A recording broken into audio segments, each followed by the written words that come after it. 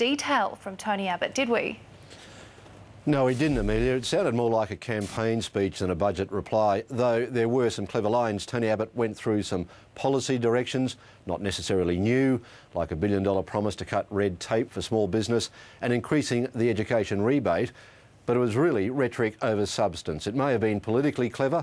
He picked his audience, spoke to what he called the forgotten families, laid out a vision without a plan to bring the budget back into black. This was part of his speech last night. My task tonight is to offer people a new direction which restores their hope in the future.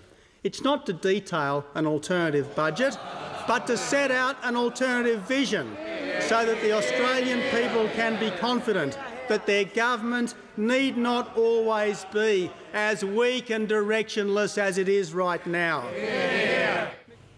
And Amelia, Tony Abbott made much of what wasn't in the budget, and that's the carbon tax, of course, calling on the government to go back to the polls. He says he'll release detail of his spendings in his own time, wanting to run his own agenda and not make himself a target. Let's listen again. It was an alternative vision to that funereal dirge that we got from Wayne Swan on Tuesday night. I mean, basically, there was nothing in it for people except pain, and even the much vaunted surplus, the badge of economic virtue, depends entirely on high terms of trade. So, as I said last night, it's a surplus made in China, not in Australia.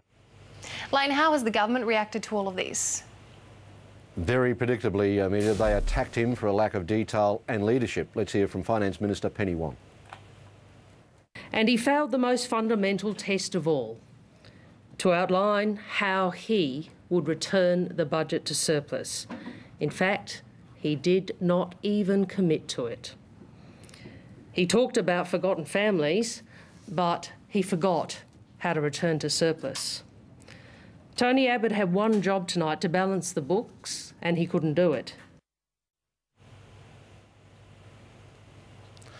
And there you go. The Greens delivered their own reply last night, Amelia, saying that Bob Brown made it very clear to Tony Abbott that there will be no early election, but he's also calling on the government to negotiate to lessen some of those family welfare cutbacks. Amelia? Lane, thank you. We'll talk to you a little later in the